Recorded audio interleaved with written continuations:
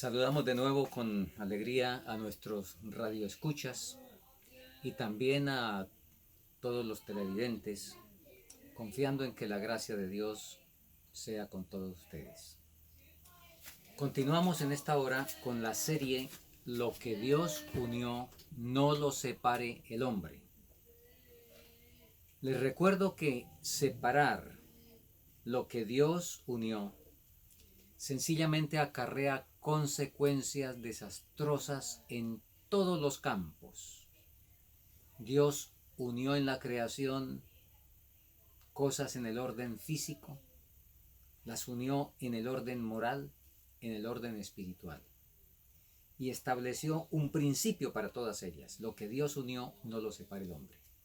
Hacerlo acarrea consecuencias desastrosas, como lo hemos vivido y como lo estamos comprobando en todas las tragedias y desastres que el mundo experimenta. Hoy vamos a analizar otro de esos asuntos que Dios unió, según la Biblia, y son la ley y la gracia.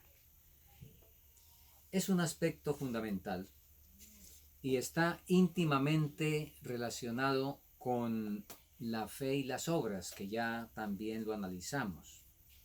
De hecho, en muchos casos podríamos decir que son una y la misma cosa. Generalmente asociamos la fe con la gracia y las obras con la ley. Muy bien. Vamos a repasar rápidamente algo que ya comentamos, pero que, repito, para este punto de la ley y la gracia debemos repetirlo. En Efesios capítulo 2, los versículos 8 y 9 nos dice: porque por gracia sois salvos por medio de la fe, y esto no de vosotros, pues es don de Dios, no por obras, para que nadie se gloríe. Y en Tito capítulo 2, el versículo 11, leemos lo siguiente: porque la gracia de Dios que trae salvación se ha manifestado a todos los hombres. De modo que aún nosotros, estando muertos en delitos y pecados, lo dice el apóstol, por gracia sois salvos. Romanos 3, 23. Por cuanto todos pecaron y están destituidos de la gloria de Dios. Y siendo justificados, nos dice Romanos 3, 24, siendo justificados gratuitamente por su gracia, mediante la redención que es en Cristo Jesús. Es una enseñanza bíblica contundente que somos salvos por gracia. ¿Qué es gracia? Es un don inmerecido. Ni un solo ser humano ha hecho ni hará méritos para ser salvo. Pensemos en la entrada del pecado. Un solo pecado de desobediencia en el asunto más sencillo, comerse una fruta, trajo las consecuencias terribles que hemos conocido. Por supuesto que si comerse una fruta, que es un asunto tan pequeño, trajo tales consecuencias, nos preguntamos nosotros, bueno, como que no hay relación. El problema es que en el Edén ese asunto tan pequeño era el que definía el mayor de los asuntos. Definía a quién se le estaba entregando la lealtad, por quién se estaba votando. Constituía rebelión. Era, por así decirlo en nuestro lenguaje, y especialmente en el lenguaje colombiano que conocemos eso, era, por así decirlo, un alzarse en armas contra las leyes del gobierno de Dios. El pecado en sí, como se llamó ese acto, en sí acarrea muerte. La obediencia absoluta al Creador es una ley del universo que Él hizo para poder preservar la paz, la armonía y la felicidad. Transgredir esa ley era alzarse en armas contra Dios. Y para bien del universo había que resolver ese asunto.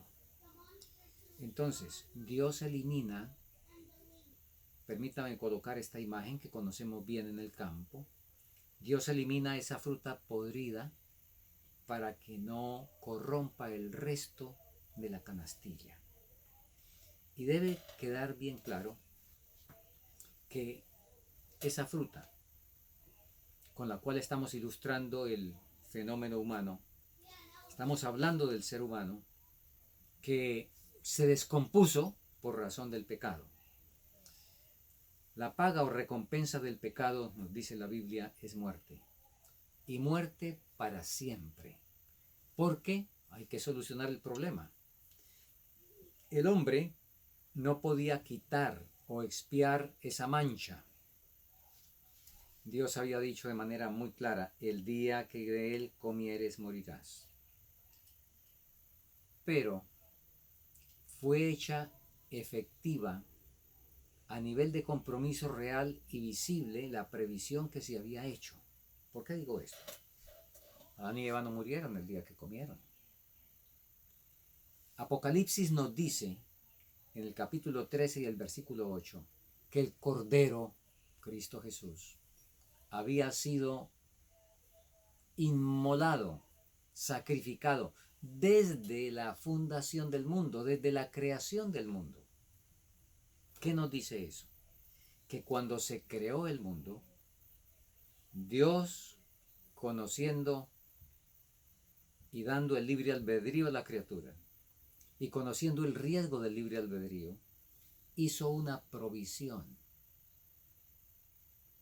en caso de que el hombre pecara. Bueno, Dios indudablemente sabía, y aquí este es un tema que muchos discuten.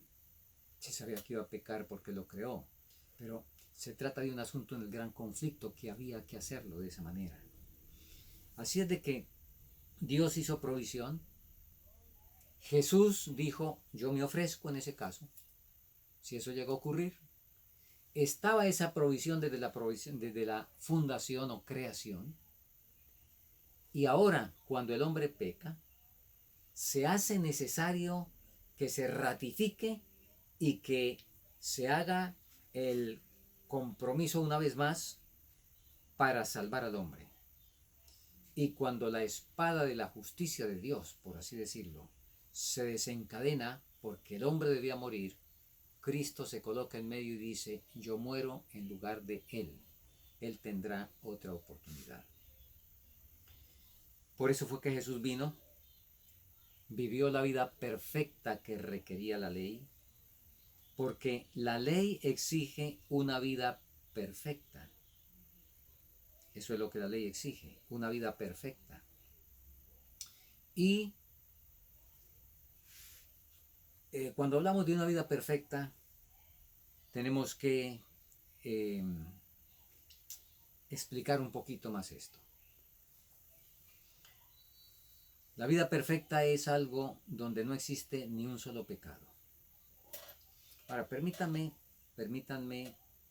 aquí saltar un poquito para colocar la siguiente ilustración. Vida perfecta, acabamos de decir. Cuando yo me comparo con Hitler, yo soy bastante mejor. Yo no he instalado campos de concentración, no he ordenado las cámaras de gas y el horno crematorio para personas inocentes en lo que respecta conmigo. No he lavado el cerebro de ejércitos, de muchachos, para condicionarlos como máquinas de guerra para que maten o para que sean muertos. De modo que finalmente el saldo sea 100 millones entre muertos y heridos. Yo no he cometido todas esas cosas. Solamente de vez en cuando o con alguna frecuencia me airo cuando me sacan de paciencia. Bueno, admito que yo como bastante y de gula, como lo que me gusta más de la cuenta. Además de eso, en los negocios, pues soy un buen negociante. Y yo no voy a trabajar si no gano un 200 o 300%. Acepto que digo mentirillas, pero son mentiras blancas cuando me toca. Eso sí, me hago respetar como toque hacerlo. ¿Compararme con Hitler?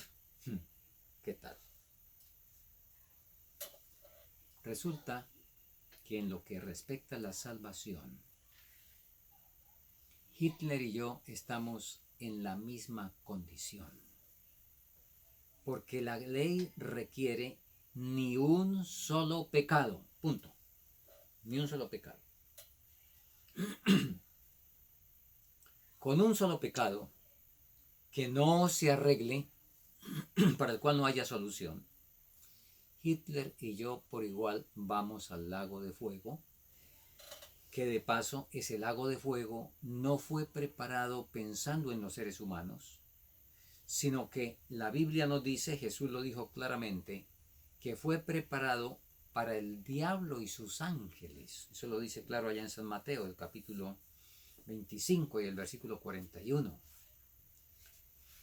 Pero lamentablemente habrá muchos que acompañarán a Hitler y a mí si no soluciono esos pecaditos. Habrá muchos acompañantes que vamos a ir a hacerles compañía al diablo y a sus ángeles. Ahora, sí va a haber una diferencia entre Hitler y yo.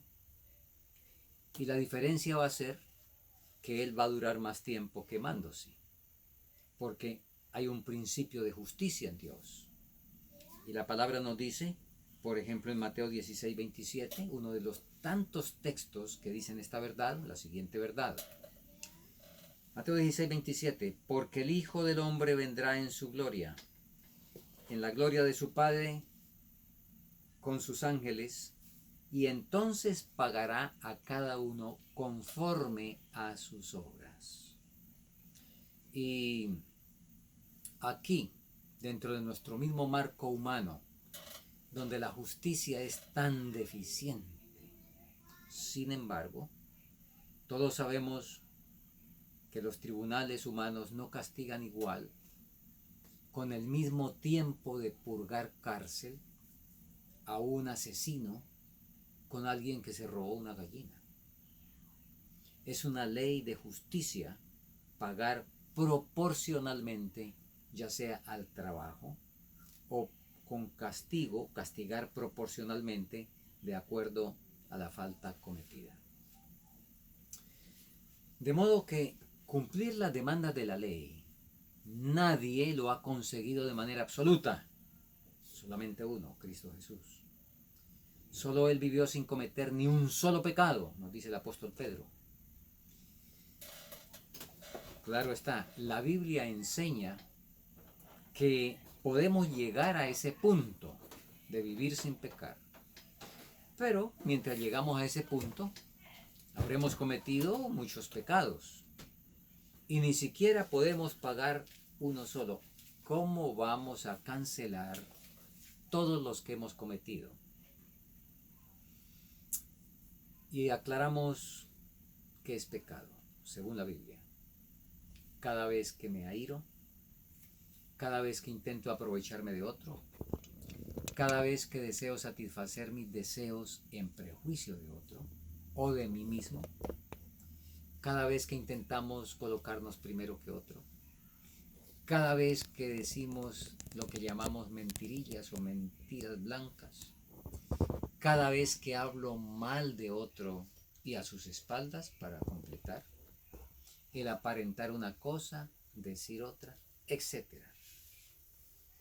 La Biblia, por eso es que dice, en Romanos 3:23, por cuanto todos pecaron y están destituidos de la gracia de Dios. Por eso es que la salvación es por gracia. Es un regalo. Nadie nunca podrá comprarla. Pero pero hay condiciones para recibir ese regalo. Y es oportuno que dentro de ese marco de las condiciones empecemos analizando el Evangelio en miniatura, como algunos han llamado, al texto de Juan 3:16. Ha sido oportuno el nombre, porque creo que ahí está el Evangelio tremendamente condensado, completo. ¿Cómo dice? Sin duda que todos los oyentes lo pueden repetir de memoria. Porque de tal manera amó Dios al mundo, que ha dado a su Hijo unigénito, para que todo aquel que en Él crea no se pierda, sino que tenga vida eterna. Vamos a desglosar este pasaje. En primer lugar, hablemos del problema. Este pasaje presenta un problema. ¿Cuál es el problema? Ahí dice de gente que se pierde. Entonces, el problema es que la gente, una clase de gente, se pierde. ¿Y por qué se pierde? Pues por causa del pecado. El problema es el pecado que causa perdición. Pero tenemos la solución. ¿Cuál es la solución? El amor. Y en otro pasaje bíblico dice, el amor cubrirá multitud de faltas. El amor, de tal manera amó Dios al mundo. Y lo amó de tal manera que regala. Ahora viene la dádiva. La solución es la dádiva de amor de Dios. La dádiva dio a su Hijo, el cual vino, habitó entre nosotros, vertió su sangre. ¿Cuánto se puede pagar por eso? Ni siquiera en los tribunales humanos se tiene ese concepto de asignarle un precio contable a un ser humano. Eso no es medible. Ahora, cuando Dios da a su Hijo, es un regalo de pura gracia, un don o regalo absolutamente inmerecido y que por supuesto no tiene precio. ¿Y quiénes son los destinatarios? ¿A quiénes se les envía ese regalo? Pues bien, de tal manera amó Dios al mundo. ¿Quién es el mundo? Por supuesto, no estar hablando de los coches y de las casas y de los edificios, ¿verdad? Por supuesto que no. Todos entendemos a las personas que habitan en este mundo. Todo el que tenga el problema, a todo el que tenga el problema, no al que no lo tenga. Muy interesante que Jesús dijo, y el relato lo encontramos entre otros en Marcos capítulo 2 versículo 17, donde Jesús dijo, los sanos no necesitan médico, sino los enfermos. Y yo he venido no a llamar justos, sino a pecadores. Así es de que es un remedio para los enfermos y para los pecadores, no para los justos ni para los sanos. El problema está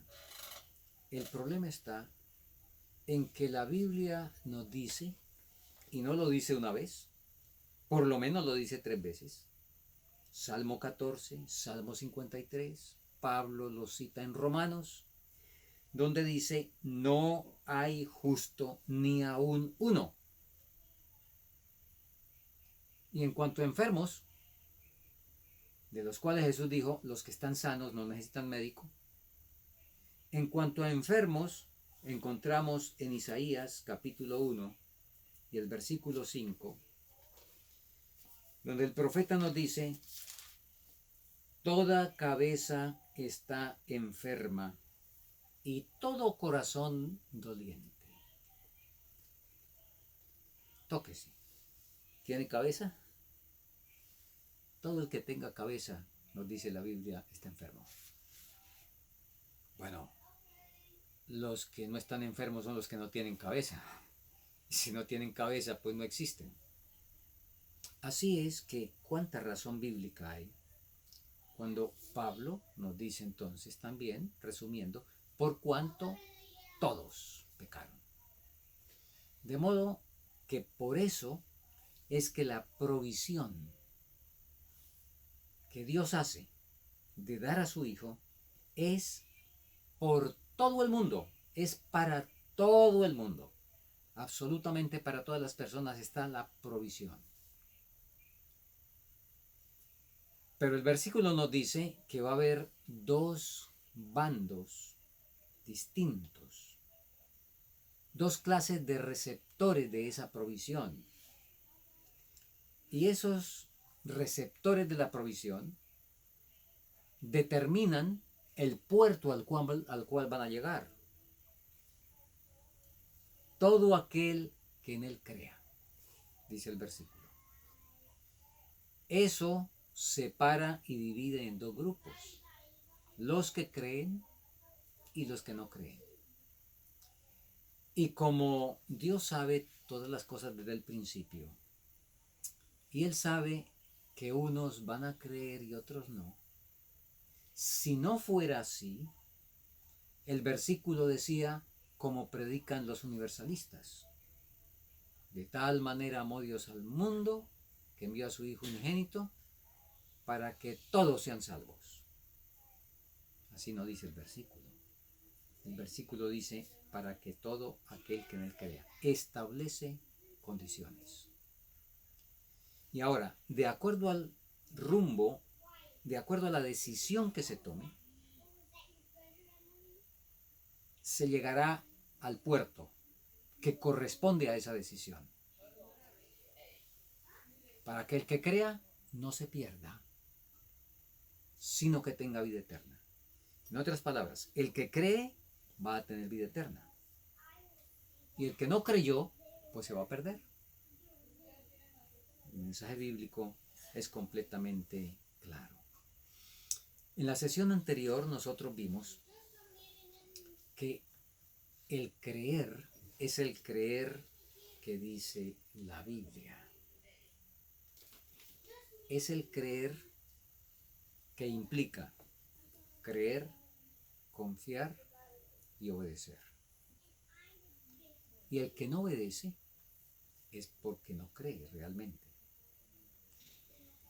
Y aquí debo decir con toda franqueza, respeto por supuesto, que la enorme mayoría de la cristiandad que se reúne los domingos y los sábados realmente no creen según la definición bíblica de creer. Ellos creen según su propia definición. Y para entender un poco más esto, tenemos que juntar con la palabra creer el concepto bíblico del amor. Porque bíblicamente esas dos palabras, creer y amor, también van juntas.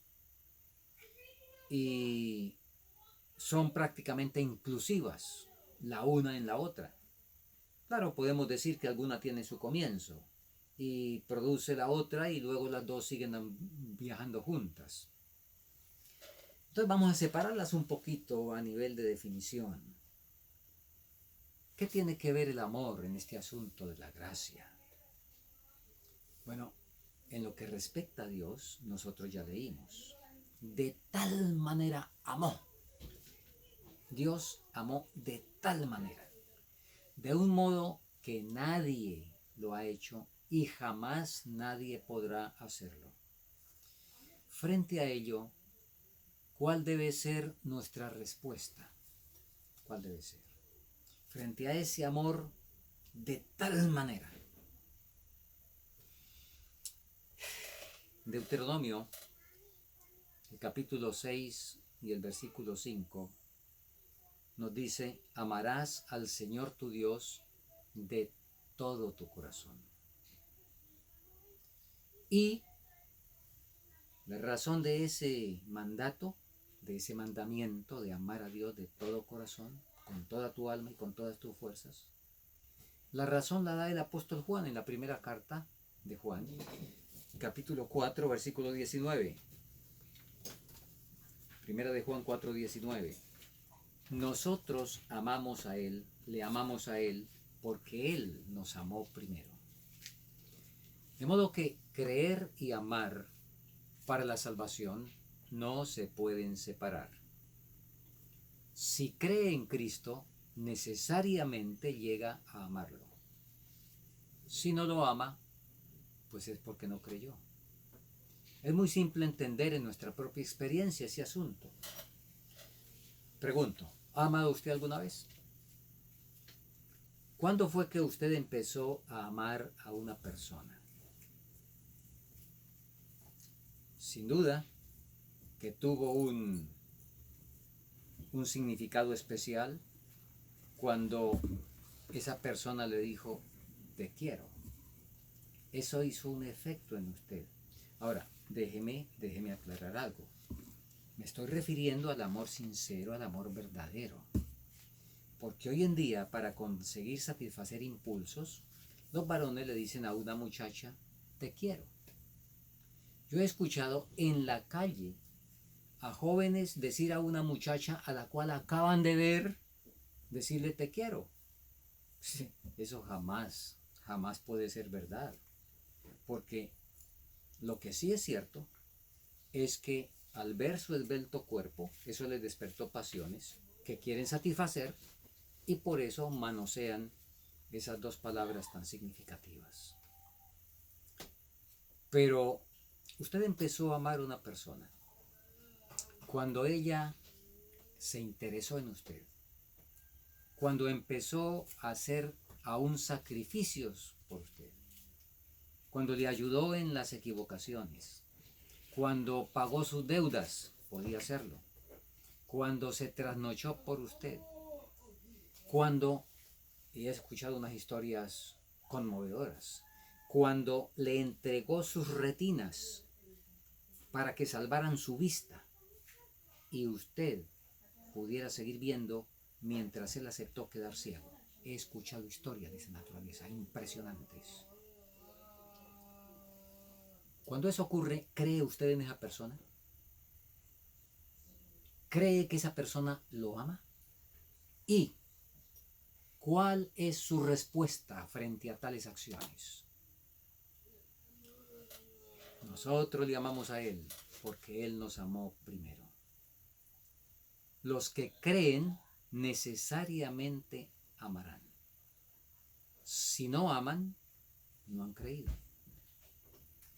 No han creído que, como ya repasamos detalladamente, Jesús, tras padecer todo tipo de torturas y vejámenes, vertió toda su sangre y toda su linfa, todos los líquidos corporales, como leímos en los Salmos, se secó como un tiesto, porque fue derramado como aguas.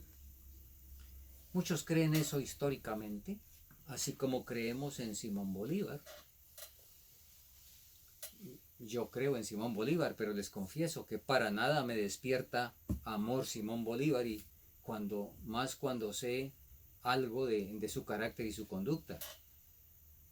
Mucha gente cree y dice que cree realmente lo que Cristo hizo, que lo cree, y lo cree, como estoy diciendo, así como Simón Bolívar, como creemos en la batalla de Boyacá y en el pantano de Vargas y en todas esas batallas que él dirigió. Pero, ¿cuál es el creer que dice la palabra? Es un creer que necesariamente va a llevar a amarlo, y amarlo de verdad, por supuesto. Y nosotros le amamos a Él porque Él nos amó primero. Continuaremos con esta parte de la ley y la gracia, porque es sumamente importante. No olvidemos, lo que Dios unió, no lo separe el hombre. Es terriblemente mortal separar lo que Dios ha unido. Y Dios unió desde el principio, cuando el hombre pecó, la ley y la gracia. Que el Señor nos ayude a aceptar la creación de Dios tal como Él la hizo. Vamos a orar. Nuestro Dios y Padre, gracias por tus misericordias y porque tenemos el don de la gracia, algo que no merecemos, algo que recibimos como dádiva y de lo cual tú esperas que nuestro corazón responda de una manera agradecida, de una manera que glorifique tu nombre. Ayúdanos a no permitir que Satanás obre de modo que la gracia sea inoperante y no se dé a favor nuestro. Lo agradecemos en el nombre de Cristo Jesús. Amén.